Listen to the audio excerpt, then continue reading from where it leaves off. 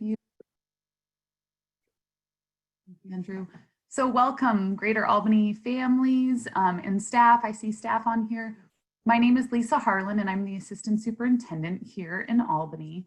And I'd like to just start us off tonight by making a few introductions with staff that we have joining us on the call. Before we do that, I would like to give our amazing and incredible translator interpreter, David Hasnin, a moment to introduce himself and make himself available for translation. Thank you, Lisa. Buenas tardes a todos y bienvenidos a nuestro foro de la primaria. Estamos aquí con el equipo del Centro de Bienvenida para poder brindar el apoyo de interpretación y traducción. Queremos dar la bienvenida a todos y antes de que se empiecen a presentar los miembros del personal, queremos dejarles saber si alguien necesita ese servicio, con mucho gusto podemos brindarlo. Nada más sería cuestión que nos indiquen si es que lo ocupan. Pueden poner un comentario en lo que es el chat y así podremos saber de que necesitamos brindar ese servicio de apoyo. De lo contrario, la junta se llevará a cabo en inglés y estaremos revisando si es que se ocupa ese apoyo. Nuevamente, gracias por estar. Thank you, David. I will start by handing it over to our superintendent extraordinaire, Melissa Goff, and she'll say a few words, and then we'll hand it over to Sue Luthra, who can introduce some of our amazing elementary principals who are on the call with us.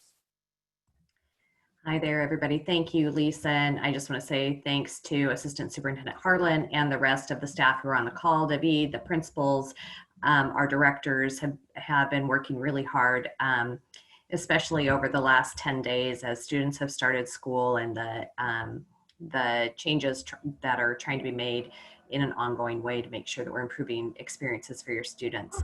I did want to talk about a few things very quickly and then we'll go ahead because the bulk of this call should be around your questions. But I wanted to address that there are a few things we haven't necessarily talked about head on in a while. And I just wanted to make sure that Andrew, if you're on the call and can type in some resources while I do this intro, that would be very helpful. So one is for our families who are experiencing greater difficulty because you may be in a situation where you're having to make some pretty hard choices right now financially.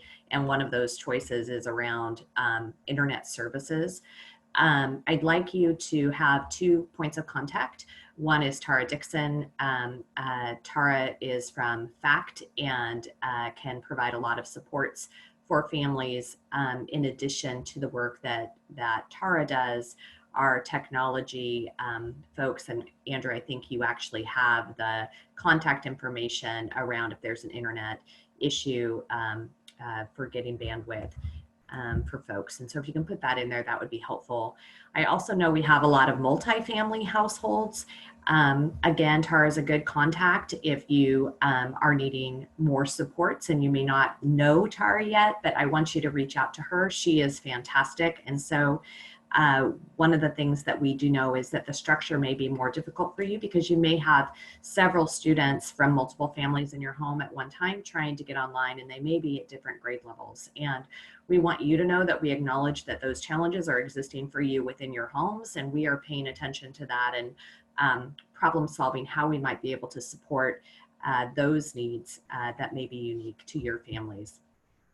We further recognize that we have families whose parents may speak a language other than what the students are speaking at school, which makes it more difficult to help students in this virtual environment in particular.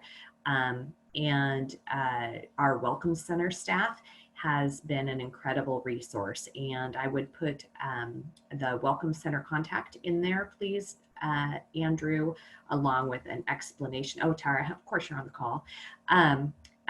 So that the Welcome Center staff can help those families as needed. And of course that will be translated as well in the script here. We also have a lot of families who are being raised by an older generation, maybe grandparents or family friends who are helping out, or just people like me who are not super techie. And we are working really hard to get you resources that are more non-tech adult friendly, like little videos that you can watch on the website that can help guide you through how to use some of the technologies. So Andrew will put a link there for you, but we will also be continuing to think of ways where we can make things more user friendly for you as the adult support person. We are also working with our teachers around just respecting different cultures and how you may be comfortable or not comfortable with eye contact and backgrounds on and other aspects of diverse learning. So I want you to be aware of that. And then we have heard a lot from our families with students in special education or students who have unique sensory needs. So we do want to make sure that you're aware that if your student is in special education and you have not yet heard from their specialist at their school, please be sure to contact the school directly, because we want to make sure to get your child the support they need as quickly as possible. And then if you're finding that the pace or the rigor or the approach, the learning style is not meeting the needs of your child who's in special education, please again contact that specialist and let them know so that they can help adapt and adjust the support for your kiddo. For students with sensory needs, we know the microphone feedback has been a big deal. Know that we have ordered new laptops for all of our teachers so that that crunchy sound that that students are hearing sometimes, the feedback from teachers, should be going away. We are also working to teach the teachers how to make sure that they can mute students so you don't hear a lot of sound with all the kids talking at once. That's a particularly relevant issue in elementary school with a lot of little kids.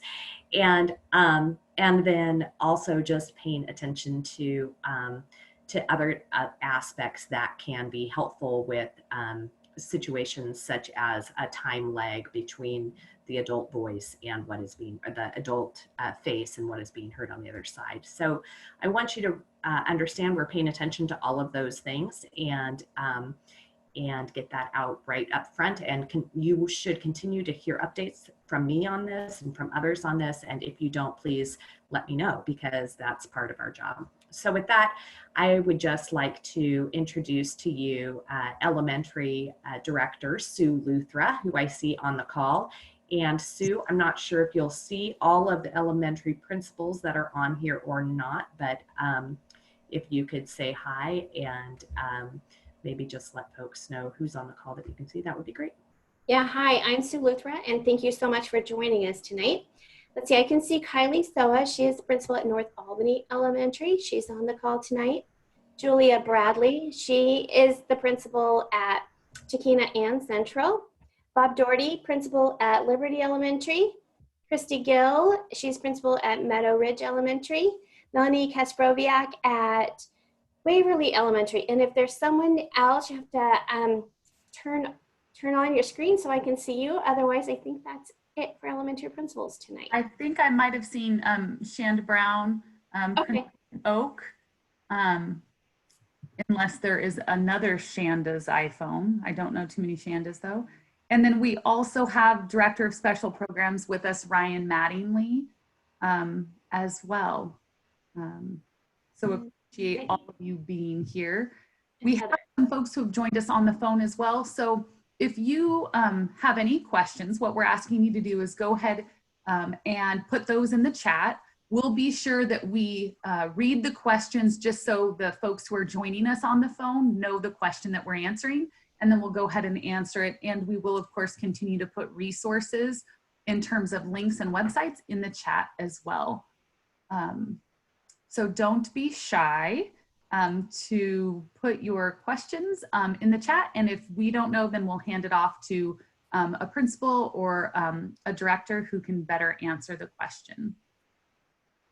Yes, and so David, if you'd like to give kind of one more announcement to make sure that there aren't folks who might need your services tonight. Buenas tardes a todos. Nuevamente, antes de comenzar o continuar, queremos dejar saber de que estamos aquí para apoyar a aquellos padres o personas que ocupen servicios de interpretación y traducción. Nada más, por favor, si nos lo pueden hacer saber en los comentarios, así de esa forma podemos interpretar y traducir, estaremos traduciendo la información que se presente. Si tienen comentarios, preguntas, pueden ponerlos, incluirlos ahí. Gracias. Thank you. Thank you, David. Okay, so I'm going to read our first comment and then I might hand it off or not. So HD says, the elementary kids have way more than 2 to 4 hours of screen time. It's an entire school day minus the extended lunch. It would be a much better use of time to have AM lessons and PM individual work time that is quiet so they can concentrate. For schools with special programs like South Shore's dual immersion, they could alternate English and Spanish days. The constant logging in and out is too much for kids at this age and their care providers.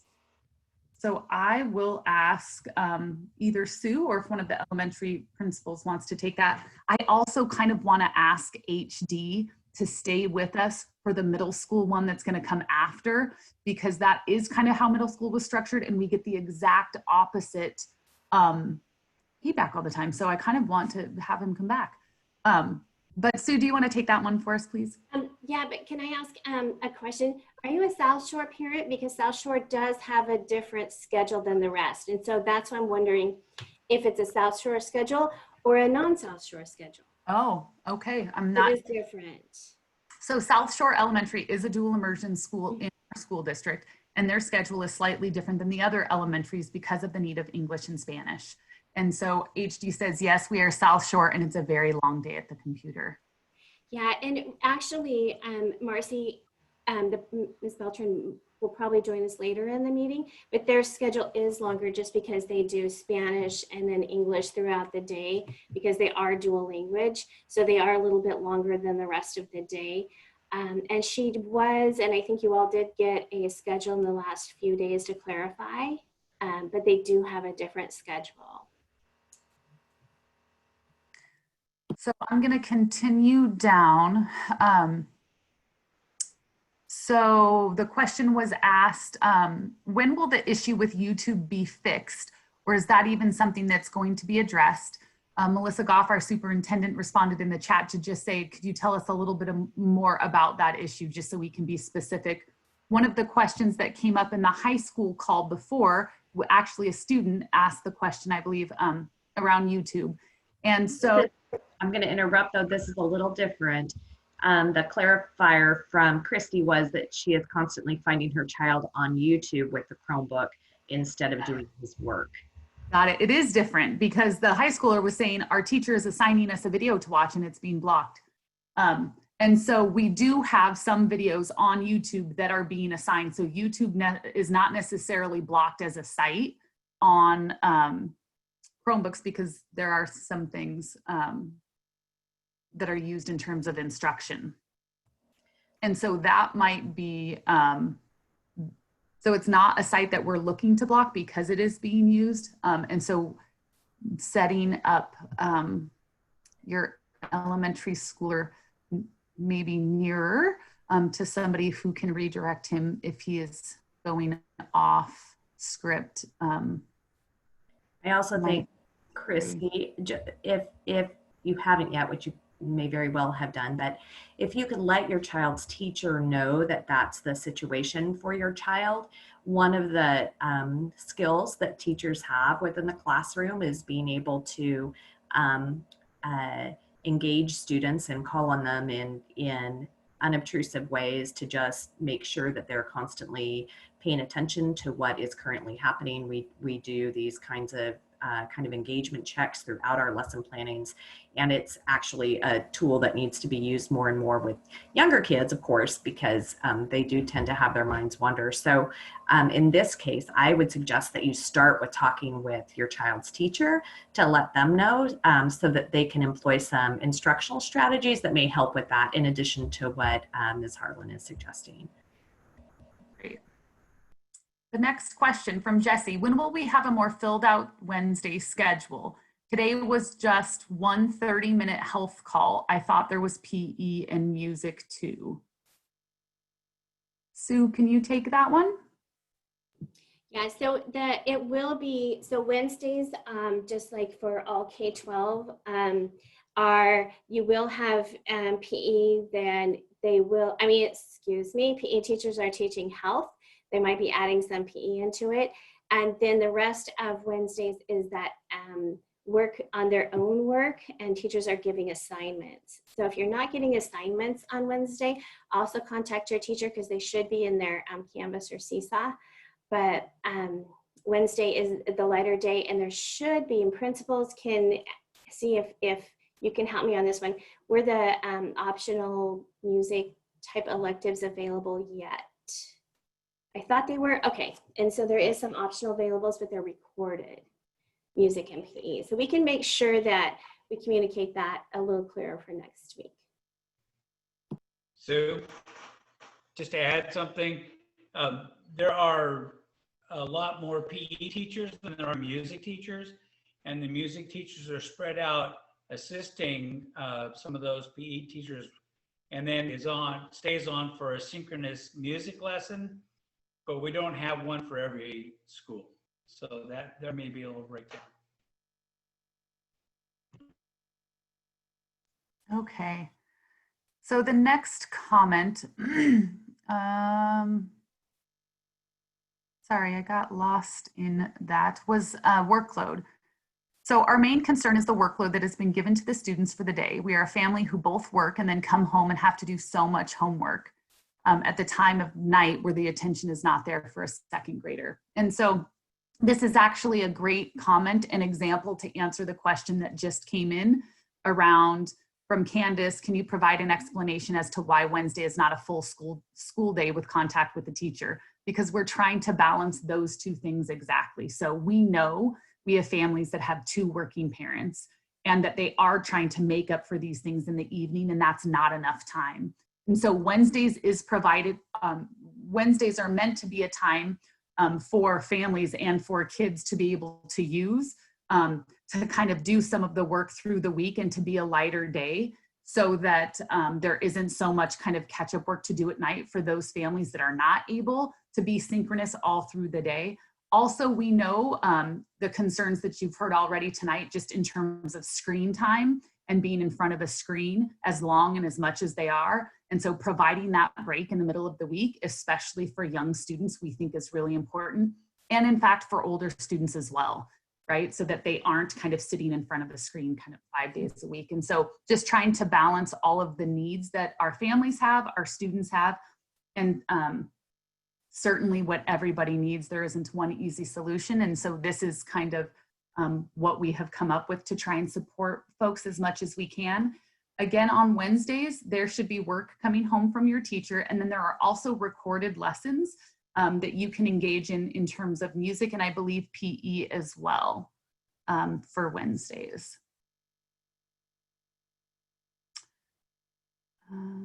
So I'm gonna keep going down. Thank you, Roselia, for just putting in the chat if there are folks in the chat for writing comments in Spanish and the translation. HD, I thank you for this. I've actually experienced this firsthand with two little people that I was kind of just around as they were in school this last week. And so it says, Zoom allows hosts to control muting and unmuting participants. Can teachers please mute during lesson time and open the chat that is a quiet option for questions? We have to constantly mute when kids keep playing with their buttons or even their turn to talk. We have to have full volume to hear the teachers, but then get blasted when students are on. And by the end of the school day, we all have headaches. So yes, thank you. Great reminder to all of our teachers. And we will make sure to do just that they have the power to mute students and unmute students as they need and as the activity requires. I was with a little person in the second grade, and they were in class, and there were a few kiddos who are just loud, perhaps louder talkers. I am a loud talker, so I can relate. but it was quite jarring every single time that they had a thought that came into their head, and so did 3 of their friends. So we can absolutely make sure to get a reminder out to teachers. So Peter asked the question of, are the students required to have their cameras on at all times? I've been getting conflicting information on it. And the answer to that is no. So we highly recommend that students have their cameras on as much as possible. And yet we recognize that there are many reasons that students or families don't want to have the camera on. Not the least of which is the anxiety students may feel by seeing themselves amid all of their peers when they look into the camera. It can be overwhelming for some of our kids. So we have certainly given our kids and families the option of having the cameras off. If families are concerned about privacy, we ask that they find a wall behind them like what I have, that's a plain wall without a lot of space in between the child's seat and the wall, so that there is a bit more privacy. But no, that's not a requirement. It is recommended just because it helps the teacher, and oftentimes it helps the student to be able to engage with other folks by seeing facial expressions. Okay, a question from Sharon. Can the assignments for the week be done over the weekend to catch up and then begin Monday on the new week's assignments? So I'll look for an elementary principal who would like to answer that question. Yes, you can spend more time on the assignments. What we're looking for on assignments is if the student is understanding the skill that we're practicing, so due dates can be flexible. Thanks. Within reason. Rachel asks, when it comes to recording attendance, I was told that we need to email the teacher twice a week. What are we to be emailing? And so, Rachel, the follow-up question I would have is that for, you're emailing the teacher, is that for Albany Online, or is that for your child's school? I just want to make sure that I'm answering the question correctly. I know with Albany Online, because it is a completely kind of separate program, it's very self-paced, that you might only have 2 contacts a week with the teacher. And so I just am wondering if it's that program or not. So I want to make sure I answer your questions specifically.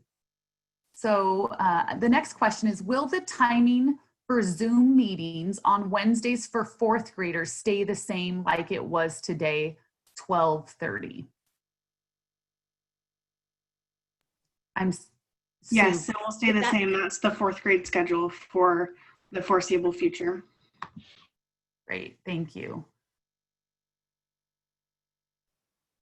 And then Peter just followed up saying, thank you for the answer. I've had one of my kids' teachers say it's required to have them on at all times. So Peter, if that continues to be an issue, I would just feel free to email the teacher because they might need a little clarification, although that came out from the district yesterday too. So I don't want to put anybody on the spot. Hopefully they have all figured that out. But I would email the teacher if that continues to be a problem. We have another one. The Chromebooks have notifications disabled. We would like to use notifications to call the students back to their class after breaks using either an audio or visual prompt. That is a great question, of which I do not have the answer to. Melissa, do you know? And if not, I think we'll have Andrew take that question down, and then we'll ask our technology department tomorrow. There has to be a reason they've been disabled. I just don't know what that would be and how we undisable that.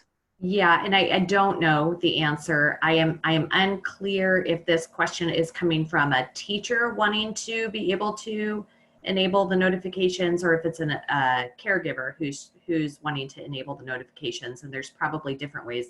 It's a parent. Okay, thank you so much. So we will look into that and try to find that out for you.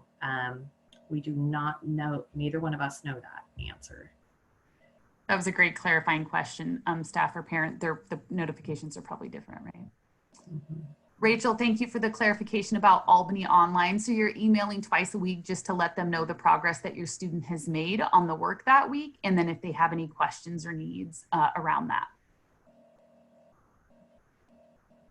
Okay. Here's a great question from Sharon. We have our daughter at a sitter during the day, and sometimes they aren't able to have her log in. How does the attendance policy work for situations like this? And so if one of our principals wants to jump in and answer how you handle that, that would be great. I can jump in. I just looked up the guidance today, and the ODE guidance says that students need to have contact with the teacher during the day. That contact can be online synchronously, or it can be through them completing assignments during the day. So if a student is not synchronous with the teacher, they might be marked tardy or absent, but then when they do their assignment, the teacher goes in and adjusts that to show that the student was present during the day. Great, thank you, Christy. Sean, it would be super helpful to have the Google Calendar desktop notifications enabled for student Chromebooks. I asked IT about it and they said it was blocked because of malware and spyware, but would look into it trying to find another way around it. Okay, so similar to the next or to the last, and so we will take a look at that specifically for Google Calendar desktop notifications enabled. That's great. Okay, here's another technical question. Let's see. The Chromebooks don't allow for my student to start an assignment and then finish it later. It closes any tabs as soon as it goes into sleep mode. Some kids need more breaks than others. Can this get fixed? So I believe that recently the setting in terms of how long a student could be away was changed to longer before it would go into sleep mode and they would have to log back in. So one of the things I think that we need to check is how long that can be extended, because absolutely I can see that some kids would need more breaks or need a break in the middle of an assignment. And so I will ask Andrew to write that tech question down and to see how long we can stretch out before sleep mode kicks in after kiddos have walked away. And then Candace asks, it's a great question. Are these first weeks being used to evaluate where the students are at academically? Will assignments be modified to make them easier or harder depending on where the student is at? Or will assignments continue to be the same for all students? And I will let Sue go ahead and answer that one about how these first weeks are being used to assess where students are at. So we're just starting that. And so during that small group time you have during the day, your child will probably get a one-on-one appointment, or they'll be in a group and they'll be kind of whisked off to a separate room where they can work with somebody to assess their reading levels, and there'll be math. There's also some math assessments. And so during their small group instruction, it is based upon their level or their skill need. And then if also teachers are really good, and they always have been at elementary, about adjusting assignments when needed. We teach the core curriculum standards during the full group time, but we can teachers will differentiate assignments when needed and when they see the need, or but then just to know that they will be getting a reading assessment pretty quick to see their reading level for their reading group, and some math assessments to see where they'll be. And is there any principal who wants to add something I might have forgotten? Looks like you covered it. I see them shaking their heads no, like, no, I think that's it. And then obviously we'd ask for parents' support and understanding in these assessments. You know, part of the hard thing is it's difficult to assess reading for a very young child in this environment. And sometimes it's hard as a parent to watch your child struggle in an assessment and not want to kind of help them out or give them some coaching. So it will be an interesting process all the way around. But super necessary just to know what kiddos can do so that we can get them grouped up in the way that will best suit them. So Becca has a great question that we have heard a lot about that's a tough one. She says, is there a way to allow parents with non-GAPS email addresses to send or forward emails to their kids' GAPS email? Early on, emails with links were sometimes sent to my email with no way for me to forward them to the kids. Another example was taking a photo of one of the PE activities, but no way to get it to the kids or onto their Chromebooks for them to forward to their PE teacher. And then thank you. She says, also, thank you for all you do. We've had many tears in our house the first week, but our teachers were wonderful and things have been much smoother as everyone got settled in. So we know that that has been an issue. And actually in my own house, we ran into that. I got a parent email and I tried to forward it to my own child who's a student to say, you need to read this and make sure you do this. And it kept bouncing back. Early on, the reason that we did that was really for student protection so that they couldn't get emails from the outside, that they couldn't get spam, that they couldn't get kind of questionable emails. And we kept that just intact within our system. It's something that we can definitely discuss, and there's still a fair amount of concern because all of our kids do have GAPS email addresses. Opening it up, and the question is, at how young do you? And so we have some security concerns and can absolutely discuss that more. But please know that that's the original intent of only allowing GAPS email addresses, so they would only be getting emails we knew from employees and not anyone from the outside. Melissa Turk just agreed with the issue regarding Chromebooks going into sleep mode. So adjusting what that looks like will be helpful. So thank you for that. Peter asks, and this will probably go to Sue because it looks like it's a South Shore, perhaps specific question. Is there a timetable for when packets get delivered to schools? We're not sure if what we got is meant for a short time or a long time. Plus, the South Shore packet did not come with Spanish homework, and now we seem to have to print the assignments at home for this material. Do you know? Beltran actually jumped in, so she has arrived and shared that the upcoming packets for South Shore will be delivered home. The teachers are working currently on compiling those packets to send home soon. Awesome. But do we know how long those packets, so if I get a packet as a parent, that all of the work that should be done in a week's time, in 2 weeks' time? Those packets, hey, those packets were actually dependent on grade levels. Some grade levels were able to compile a packet for longer periods of time. So as soon as those packets are ready, we are mailing those home. I know that in some grade levels, they were able to add Spanish packets to that. But because our teachers are creating a lot of those Spanish packets themselves, it does take them a bit longer, especially in the upper grades, to have all that material compiled and put together in order to send home. So Principal Beltran, could we just ask tomorrow for you to check in with your lead teachers on each team and just be able to communicate out with parents the timeline on kind of what to expect depending on grade level? I will make sure that that happens tomorrow. Thank you so much. That's awesome. And pro tip from Jill Nelson, a tip while we figure out notifications. Jill and her family have been able to set up alarms on an old cell phone for our kids, so they're alerted 5 minutes before a Zoom call is supposed to start. The other thing I would suggest is you can also teach them the very, very useful egg timer trick. So if you have one of those low-cost dollar store white, usually oven, set on your oven egg timers, you can just switch that to 10 or 15 minutes depending on how much time the break is for, and you'll be amazed at how quickly little ones find that to be a pretty exciting thing to be able to set their own time and be dinged back to their meetings. This is a great example too. I just want to highlight of what we've experienced in the last few weeks as the start of school has been an adjustment for all of us, not only for, you know, us as teachers and educators, but most all of us also have children in this system. So juggling it all and trying to figure all of that out. What I've seen over and over from this community is people helping each other. And so I just love, this is a great example of what we've seen when parents have said, oh my gosh, this would help, or this would be hard.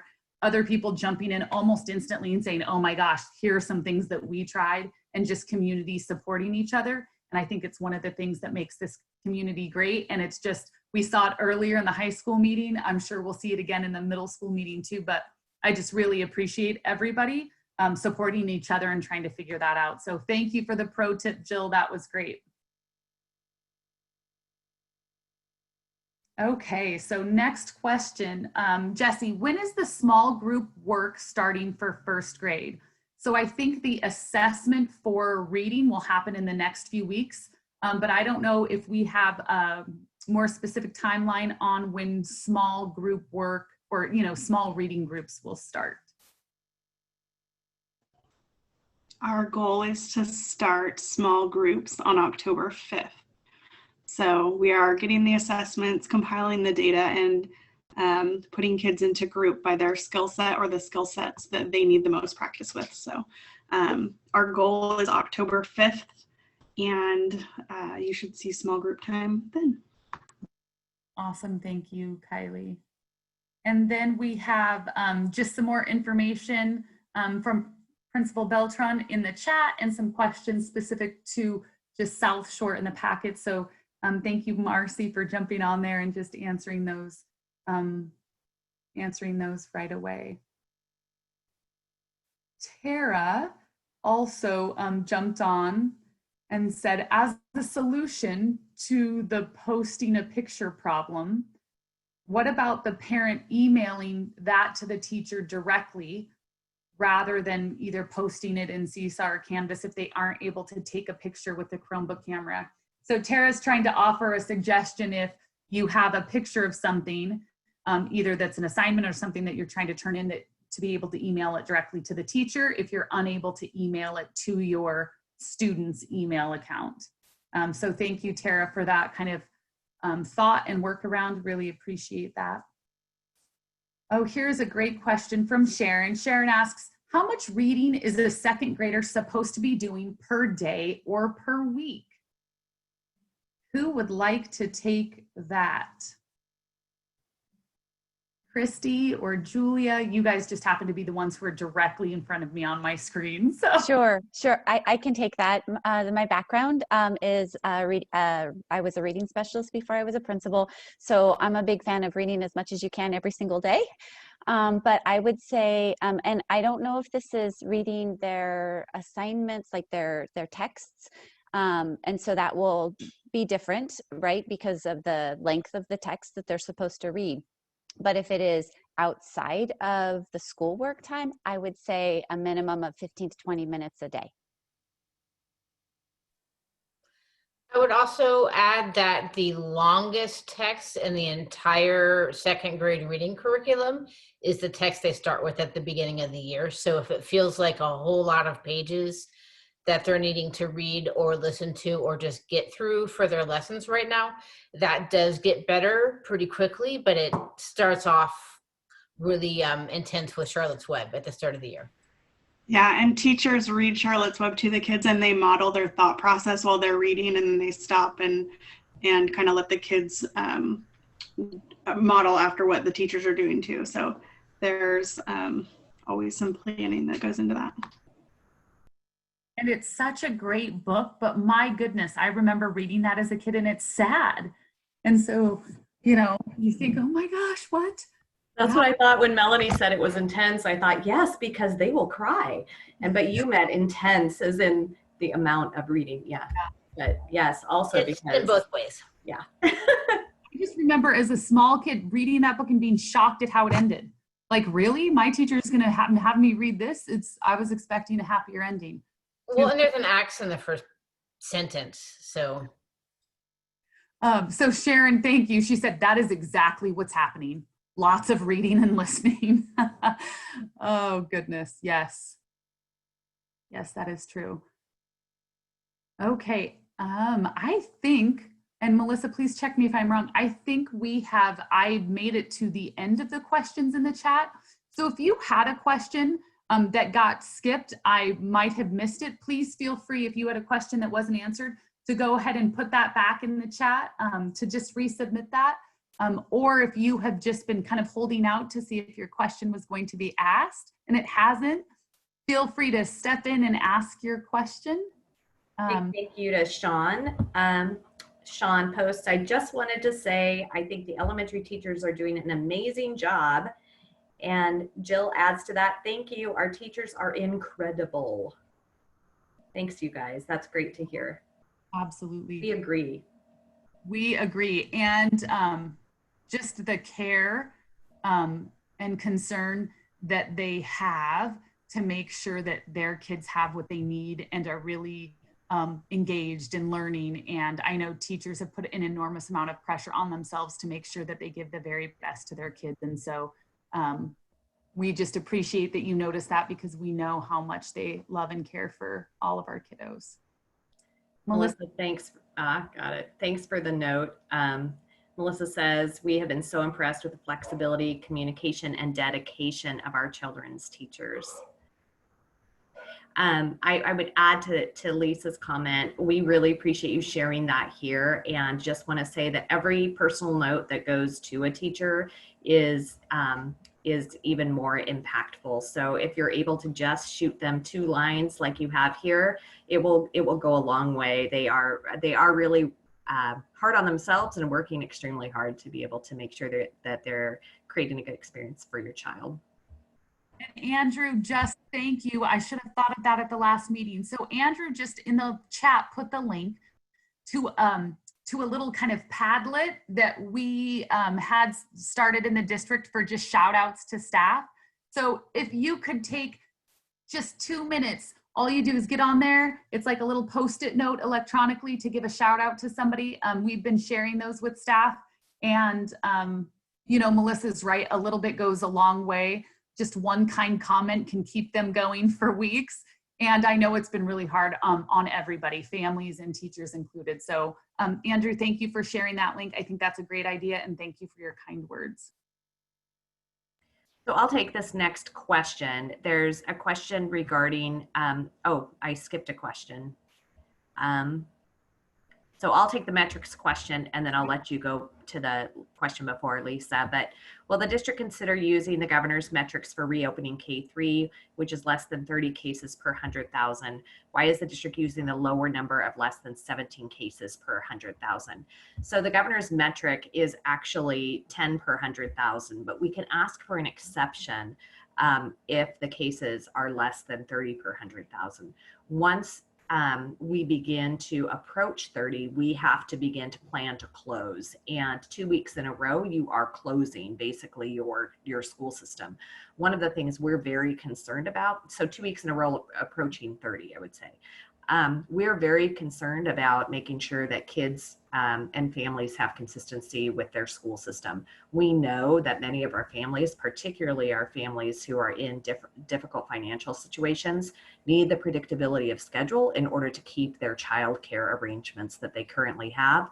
Because once they lose those child care arrangements and someone comes in behind them into a slot, if we go back and have to return to distance learning, they could lose their childcare for their children during this time period of distance learning.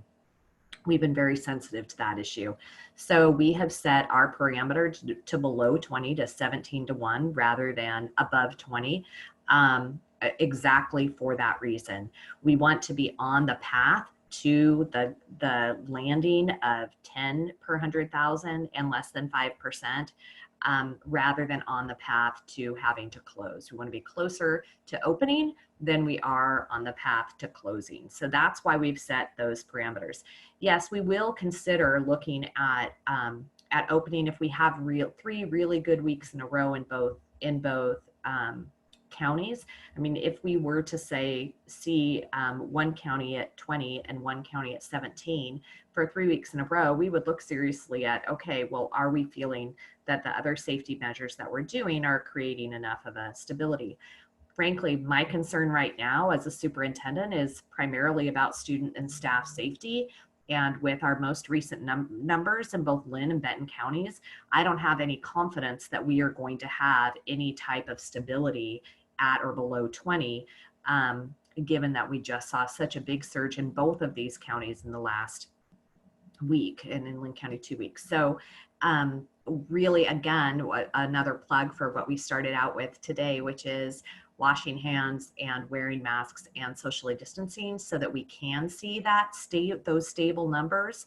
That will really help us feel more confident in opening to our K-3 and not be concerned that as soon as we open, we have to begin to ready to close.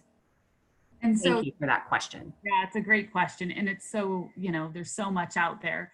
But to just be super clear, if we're below 30, we can ask for an exception. But what it says is as soon as you're above 20, you need to make a plan to start closing again. And so I think people think, oh, if we're below 30, kind of we're in the clear. But when you look a little deeper at it, that's not the case. And unfortunately, yes, our metrics for this last week for Lynn and Benton counties were not anywhere near where we would need them. Francois asks a great question. Does the district have enrichment resources that we as parents can use asynchronously to challenge our advanced students? So Miss Luthra, do you want to take that? I might have some other information too about partnerships. Were you going to talk about that? Go ahead.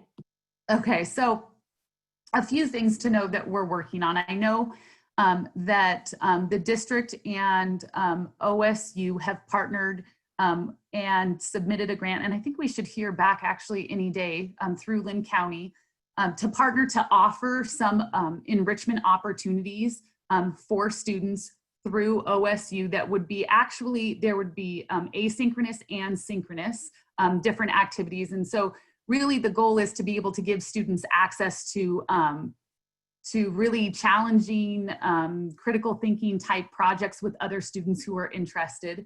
And those things could be happening on Wednesdays and nights and weekends, just for students who are looking for more of a challenge. And so we're hoping to have more about that soon. And as we settle into more of a predictable routine for kids and we kind of get everything in terms of the schedule and the routine of how we do things under our belt. So great question, something we've been thinking about and working on. So thank you for that. And I would just encourage you, remember that students can still check out library books from your child's school. And so if your child is needing some enrichment opportunities, back to Christy's history of being a reading specialist, the more that kids can read and the more that they can read in their areas of interest at higher complexity, that is really where they get their mojo in their reading. So we would really encourage you to help build your kids' interest in those areas that we may not be covering right now in school, but they may have really deep interest in, and ordering books through those, through the practices that you have at your own schools. A great shout out, Tammy, thank you. She says, we're only 3 days in and so far it's been great. It seems like a long time in front of a screen, but the teacher is keeping the kids engaged the whole time. They get plenty of little breaks and a great hour lunch to get outside for fresh air. Nothing but praise to all of you working so hard to make this work. So thank you, Tammy, and great job to that teacher. I know little ones too, in front of a screen, it is a particular challenge. And when I some kinder and first grade teachers, some of our younger ones, and what that sounds like kind of on their end, it is something else. So the energy that they kind of put through that screen is pretty impressive. I think it's actually a really funny thing to think about as well, that those energies, though coming through your little screen is overwhelming, but those are the exact same energies that are happening in those classrooms where we're not necessarily in that room getting to witness that for all of the hours of a day that caregivers are right now getting the opportunity to experience at what that number of littles and the adults in the classroom, the raucous learning that occurs. So I appreciate that you guys are feeling that that same issue, and we're trying to pay attention to that as well. Peter did write as well that his daughter's third grade teacher has been phenomenal with her engagement with the class. Wanted to share that. Kylie reminded a 2-line thank you email can make the teacher's whole week. Sharon asks, do the teachers ever record their lessons? In case we miss one, we can watch it over the weekend. And actually teachers record all their lessons. And my understanding is that those are loaded in Canvas and Seesaw. If I'm wrong, someone, oh, I'm right. Yay. Kylie nodded. I'm going to say I'm right. With the exception of some technical difficulties last week, but they've got the hang of it now. So they should be recorded moving forward. Thank you. Okay, this next one I'll read and I'll actually hand it over to Ryan. I think I know the answer, but this is your area of expertise. So Melissa just writes, I'm curious why limited in-person instruction for special education kiddos is happening at some schools and not others. Not upset about it, just want to understand the thinking. Sure. So I think first I should make sure everybody understands that most special education kids aren't getting limited in-person instruction. It's a pretty small, really small group. What we started with was students who, through both age and through severity of disability, we felt like we're going to struggle to access the virtual learning in a meaningful way. And we built limited in-person schedules for them early on to get them started. And I expect as we move forward that'll expand as we go, but it's kid by kid, and it's really looking at where the holes in terms of what the students are able to access and how they're benefiting from their education and what a limited in-person can do in order to sort of bridge that gap. Make sure that we understand that limited in-person could go away in an instant if we have a positive case in the school, so we can't rely on it as a IEP delivery tool or as a required part of the education. So it has to be supplemental. So we really want to make sure we understand how virtual is working before we start injecting limited in-person into most of our IEPs. So just a little bit more. So there is kind of a caveat for limited in-person that says if there's anybody basically associated with that school community, teacher, volunteer, student who tests positive, that limited in-person has to stop at that site. And so it's not used as a primary source of getting kids to giving them access to their education, but supplementary. And we've started just with our kiddos who have the most kind of impactful or severe needs to make sure that they're able to even learn how to access what their education would be. So great question. Thank you for that. Okay, so I think HD is, yes, the next one. MVPS, I'm not sure what that is currently enrolling students. So primary school, what's MV, Mountain View? Not sure. No. It's currently enrolling students in the strings program. It's the Mid-Valley Symphony. Oh, thank you. So if your child is interested in learning, thank you, Mid-Valley something, and I should know this because my child played viola, but they're currently enrolling kids in the strings program. So if your child is interested, viola, violin, cello, now is a great time to start. Thank you, HD, for that reminder. That is true. And gosh, those beginning month or so with the kiddo at home learning the viola or the violin is something to behold. So great opportunity. Sharon, thank you. So Sharon just says, thank you. Appreciate you having this forum today for us to ask questions. Appreciate that all you guys are doing in this new way of school. And then Tara, great, linked HD suggestion for the strings program.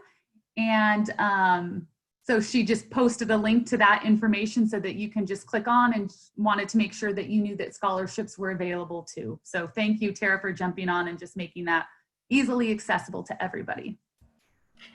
And then we have a comment from M. Reeves. So far, this experience is barely acceptable.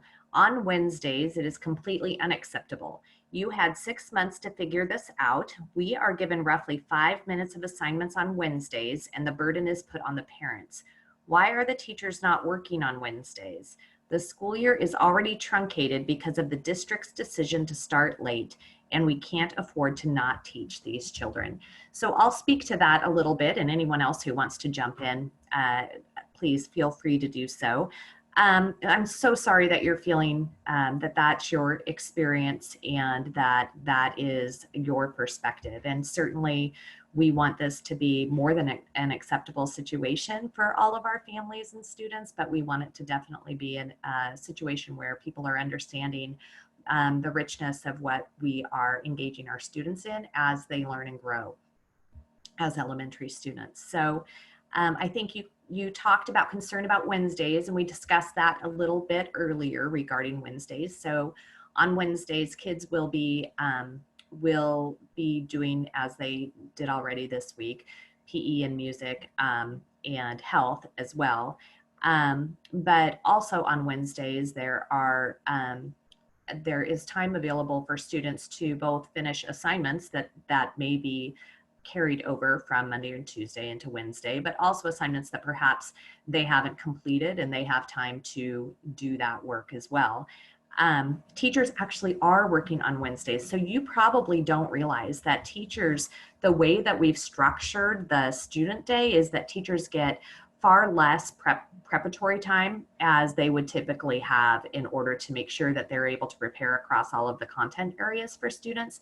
In addition, and I'm sure you appreciate this as well, teachers are planning, and teachers of course have not been working these last several months. They have been on their summer vacation time that they're not paid for, even though a lot of them have been doing work for us out of the goodness of their hearts, which we deeply appreciate.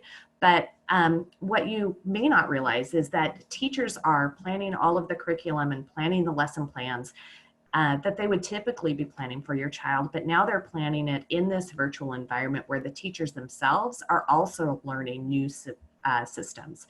The reason we started school late actually was to make sure that we could help train teachers on some of those new platforms that they may not have had any experience with before, because we never expected them to use those systems for teaching and learning before. So we used those 4 days in order to make sure that we provided extra professional development time for teachers, extra time to work with their colleagues at grade levels across schools to make sure that kids are staying on pace with each other across the system, and to make sure that they have more sources of support than only the other same grade levels of teachers within their own school. And then you may not realize, but we actually changed the student calendar so that students wouldn't be missing that same number of days. So those students started late, they're not missing additional instructional time because we reformulated the calendar and took away some non-student days and made them into student contact days. So that's the answer to your questions there. And I recognize that you seem to not be having the experience that you're hoping for your child. And I would just ask you to please connect with your child's teacher. And if that doesn't result in a resolution for you, to contact your child's principal. I will say, however, that the general experience that we're all sharing is we are teaching and learning within a pandemic where students are needing to learn from home. And there are limitations to that create other structures within our system that includes some of the changes in scheduling that you're seeing. So thank you for giving us your feedback. I would also add, for us, knowing that we wouldn't be able to go back in person and not even a hybrid, which is what we thought, I think it was August 17th. So I understand the frustration. And the one thing I would add is we had from August 17th until the beginning of school to figure out what full-time comprehensive distance learning would look like, because that actually wasn't the plan.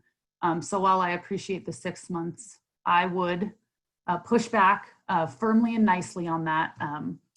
And then I want to make sure, because we are right at time, and I want to there have been some of us who've been on, so I want to give us a few minutes of just a bio break for a snack real quick. But Carrie answered the question in terms of Chromebook sleep settings. So these are actually going to be extended on Friday to allow for those longer idle times. And we had talked about that and gotten a few questions on that earlier. So with that, I want to thank all of our staff who are on this call. Thank you so much. And all of our parents and families. Thank you so much for hanging in there with us. We really appreciate it. We're going to take just a 2-minute break. We're going to shut our cameras off, and then we're going to start our middle school forum at 7 o'clock. So we'll see you in just a few minutes. Thank you, guys. Thanks, guys. If you have just joined, because